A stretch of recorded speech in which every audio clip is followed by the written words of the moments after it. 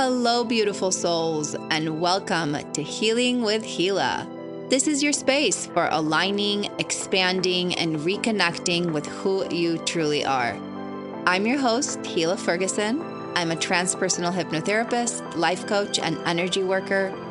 Thank you so much for inviting me into your life.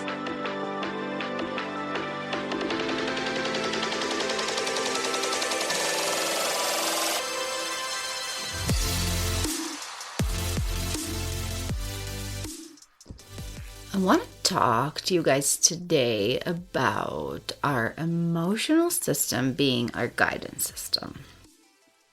I might have mentioned that in previous episodes, and I really wanted to clear the subject up and expand on it. It was really eye-opening to me when I learned about it. I learned mostly about it from Abraham Hicks, listening to Esther channeling Abraham. And it resonated so deeply. And since I've learned about it years ago, I've been implementing it in my work and with my coaching and hypnotherapy clients, really teaching people how to hone into that guidance system and truly understand it so it can serve them and really work for them in their lives. I think the concept on itself is something that in a way is easy to wrap your head around, because things that feel good tend to get you to do more of them, and things that don't feel good tend to get you to not want to do them. So we really come here with the ability to allow our feelings to guide us in a way. And I feel like having more of an awareness around that guidance system is really beneficial, and expanding on it, allowing it to move you throughout your life. Your life is constructed by a bunch of beliefs. Beliefs that serve you and beliefs that no longer serve you. Beliefs are truly things that we construct in a young age, and it's something that we begin to create early on from our environment, whether it's our parents and family or our caregivers, or then later on society. We begin to create the system within us that guides us. And along the way, we create beliefs that were there to protect us, were there to keep us safe, and have stopped serving us. One of my favorite examples is stranger danger. You teach your 3-year-old to not, follow strangers, not start conversations with people they don't know. And if you continue to hold on to that belief as you grow, it will make for a very lonely adulthood, because as adults, that's how we make friends, right? Oftentimes it's strangers, people will just sit next to at a bar and start talking to, or the airplane or whatever. And along the way, we had to release that belief that talking to strangers is dangerous. Oftentimes, society helps nourish that release, right? That change of the belief. Everybody kind of let go of that as they grow older, so it's easier to do. But there's certain beliefs that we carry that we might not even recognize that we have not released, that have perhaps, again, served us and protected us at a certain point in our lives, but that followed with us and are now creating an environment that is full of the things that we do not want. And so how do we know, right? How do we figure out the beliefs that serve us and the beliefs that don't? You feel into them. Your guidance system is your feeling.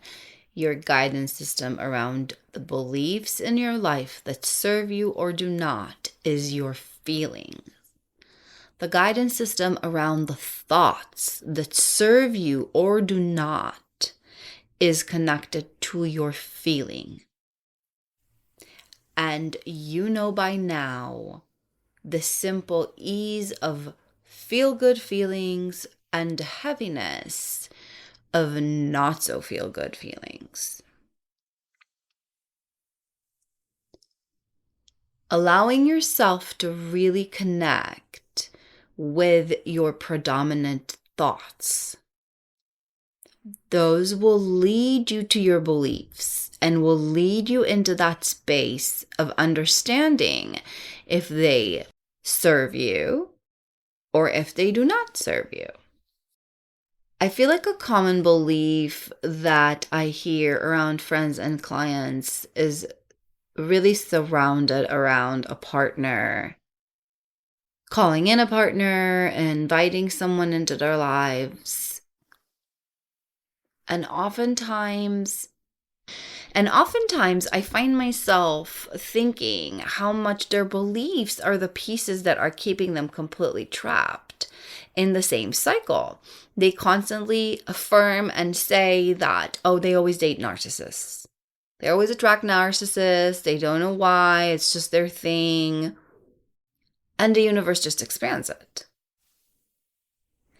And I find that oftentimes those beliefs that are the most detrimental around relationships are the ones that are really centered in self.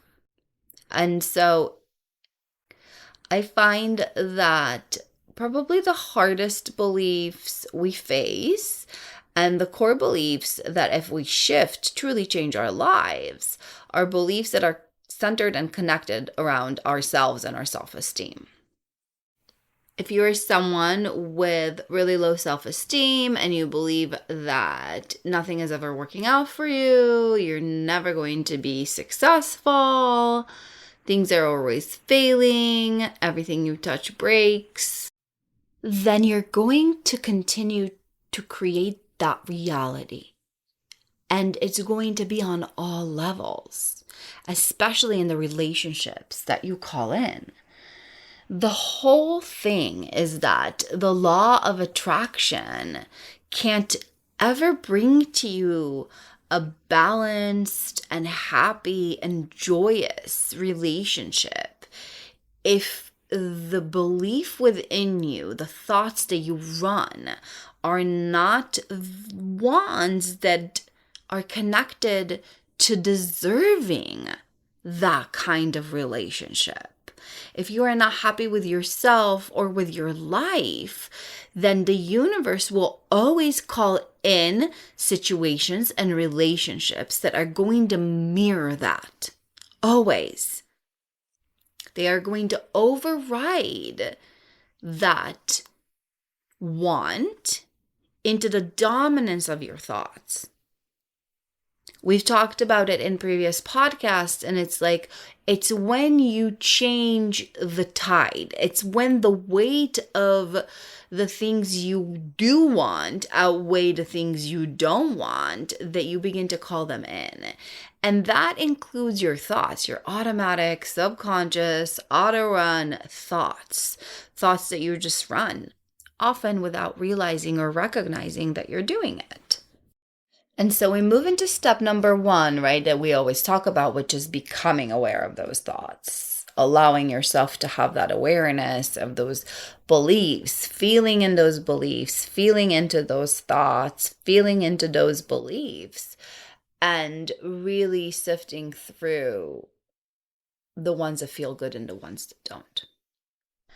And then really focusing on what you want. Cleaning up those thoughts that are centered into all the things that are broken, all the things that are not working. Focusing on what you want, focusing on the characters of the people around you that you love, focusing on what you want to see in people in general, partners and human beings, the humans around you. Focus on what you want to see, even if it's small. It's been so incredibly difficult, especially with the energy of the recent times, to do that. The negative has been so amplified. The focus is on the broken and all the things that aren't working. And I catch myself feeling terrible when I expose myself to this knowledge, when I'm reading the news, when I'm connected to the things around me. The focus is so much in the unwanted. And I find it even hard for me to shake it off. I have to be so incredibly diligent because I am dedicated to keeping my vibrational high for others, to keeping my alignment so I can be support for those that are struggling. And focusing on my on my wanted, and being very, very diligent and listening to that guidance system is key. And so that emotional guidance system is key. It is here and it is your biggest teacher. Allowing your feelings to teach you how to focus your thoughts and shift your beliefs is the key to shifting your life and changing it and calling in everything that you've ever dreamed of, everything that you've ever wanted. The universe will have to match you up with the best of everything versus the worst.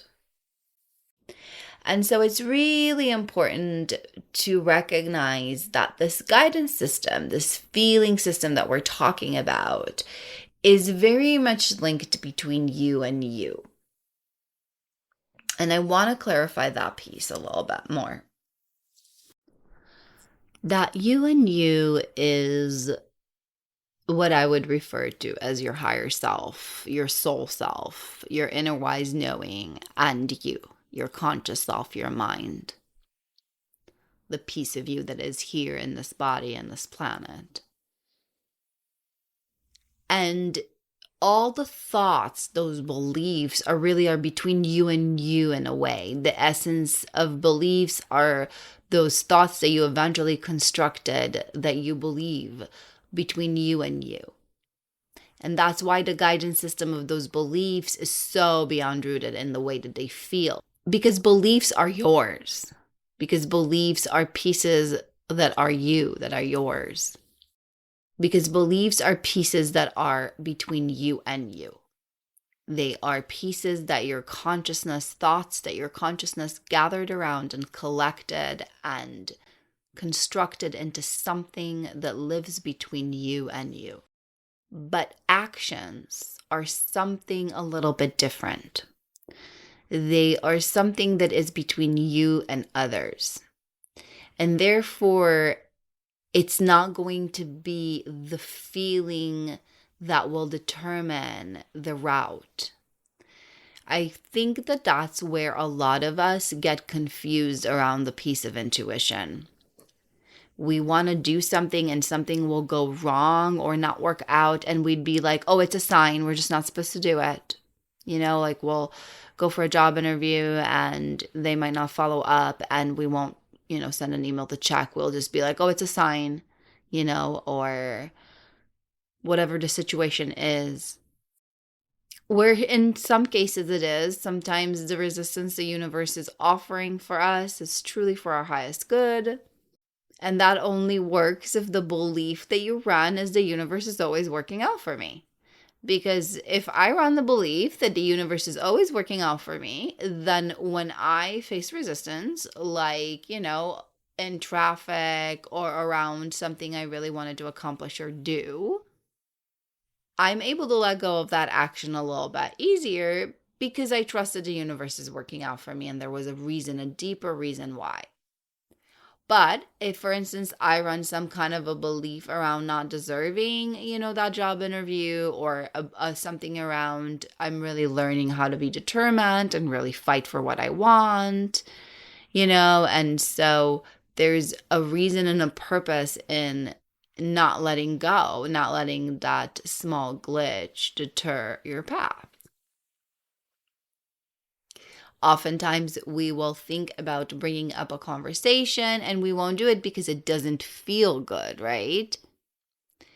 That is a feeling that is birthed from an action. We have to take a step back and move into the thought. Well, why doesn't that feel good? Oh, well, it's because if I say that or do that, I'm going to be the villain in their story. They're really not going to like me. I'm already running this belief of not being super likable. Or, in the past, I had a lot of friends, bail on me. And so I'm just scared. And so as you can tell, as I'm tracing it back, I'm finding the beliefs. And that's the piece that guides us. That's the piece that your soul steps up and says, wait a minute, hold on, not your truth. It is always going to come from a space of love and connection, because that is the essence of your source self. That is the essence of your soul, your higher self, who you really are in your core. You are a being of vibrational love, the highest frequency of unconditional love. And those beliefs will always be run through that filter. And that is the filter that guides you around what feels good and what doesn't. And that is why I mentioned in the beginning that feelings that are centered and connected around low self-esteem, feelings that are centered around the value, your worth, and who you are the most detrimental, because they are the opposite on the spectrum. They are the furthest away on the polarity spectrum from full unconditional love and acceptance of your soul self. So what do we do about all of this? Well, we mentioned step number 1, right? Step number 1 was to recognize, to understand, to figure out where the thought is sitting. Becoming aware of the thoughts, observing the thoughts, becoming mindful of where your thoughts are going. And then step number 2 is noticing how they feel. Opening up to that feeling in you that helps you understand it. Understanding, again, that if they are born from an action, to pause and ask yourself the question of, how does that feel in relation to my thought? What thought am I running that are causing these feelings in connection to this action? And try to heal from that space. And how do we heal our thoughts? Well, we discussed affirmations in a previous podcast, episode 3, From Anxiety to Alignment, Turn Worry into Your Dreams. And it was such a great episode. I go through the whole piece of affirmations, how to create them, how to use them. There's an awesome exercise at the end. So those are fantastic when it comes to beliefs. I highly recommend reading up on Louise Hay if you haven't. She's an author and really the mother of positive affirmations, and an amazing, amazing human being that offers a lot of those exercises on how to work with beliefs and construct them. And my favorite work, which is soul work.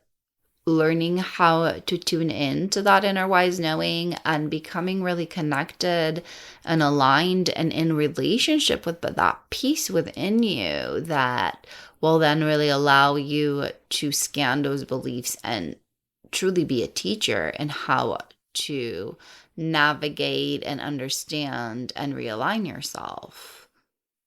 Meditations and hypnotherapy are just fantastic ways and resetting some of those feelings and those vibrations and really helping you out in shifting those beliefs, those thoughts, and then moving more into what you want. I would probably tell you that the easiest exercise that you can do around anything in your life that might not be working is scanning how much are you thinking about the things that aren't working, the things you don't want, and how much are you thinking about the things that you do want. And recognize that scale. and begin to really pour into shifting your story, changing your story, and moving into the things that work for you. Telling it from that perspective, growing it from that way, focusing your thoughts, your feelings, and just building that reality, because the universe will have to expand it. It is law, it has to work. Your soul's desire, your source within you desire, who you really are, just wants you to be happy, and it wants life to feel good to you. And the way for life to feel good to you, the way to override the things that aren't working, is really truly with placing your focus on what is working. It is so beyond difficult with collective consciousness sometimes, especially around these high tide times, to sift through the chaos and find the things that feel good. And it's truly something that you need to train yourself in doing, and exercise in truly training yourself in doing, and constantly looking for the pieces that feel good, for the pieces that are positive.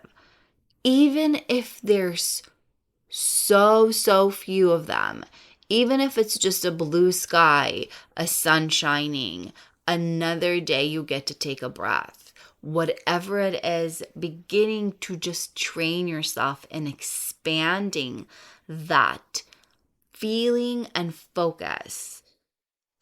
Always looking for those things to appreciate, those little pieces that you can be grateful for, so you can expand that and train yourself again into focusing on the things that you want, not the things that you do not want, not the things that are broken.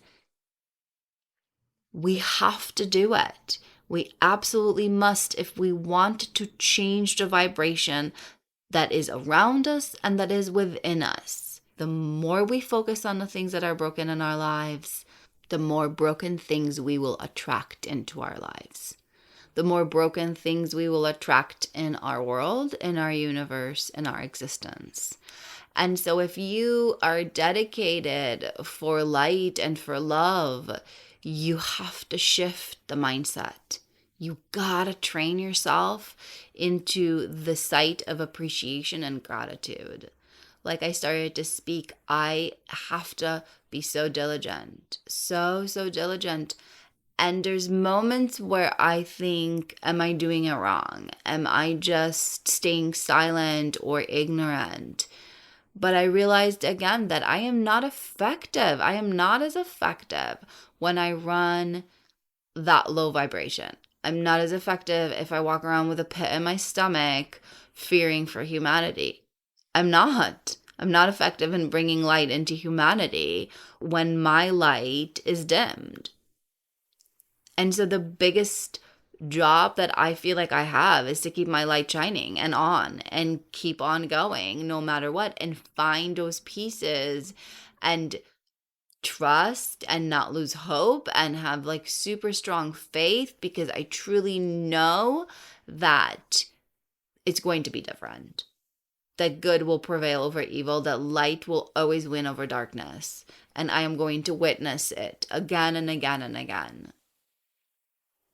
And the biggest role that I feel like I carry is the impact that I have in helping you guys hold the same space, the same beacon of light that just expands and grows, the same space that will be the key to shifting our reality. And so I really hope that you take some care with today's podcast and take better care of your thoughts and your beliefs, become more aware of them, move into your wanted, release more of the unwanted. I invite you to finish this journey with me today with a nice sound bath. I've been loving playing my bowls and tuning forks, and I have a crystal pyramid and some really awesome sound that just runs through me intuitively. And so I really want to end with that treat for you guys. I'm gonna put it on. Just take your time. Obviously, please do it when you are in a safe space. Maybe take that time to integrate some of those things we talked about, scanning those thoughts, moving into this vibration of alignment and light and connection. And just turn your light on, make that light of yours as bright as you can be, and join me, because it is the only way to turn the tide. Thank you again for inviting me into your life. And just enjoy this next segment when you have a moment to allow it.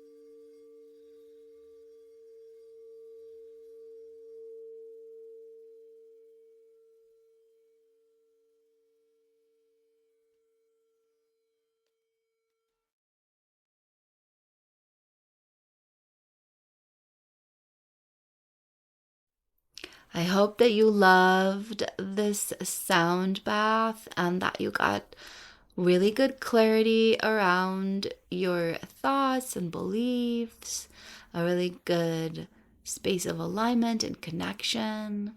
Perhaps you were able to tune into that inner wise knowing and connect to that guidance within you. Thank you again for inviting me into your life. I hope you enjoyed this episode of Healing with Hila. If you'd like to hear more like that, join me on my Patreon page for exclusive content and my mini podcast, Midnight Thoughts. I'd love to hear more from you. Leave in the comments anything you would like for me to discuss in future episodes. Thank you so much for inviting me into your life. So much love your way.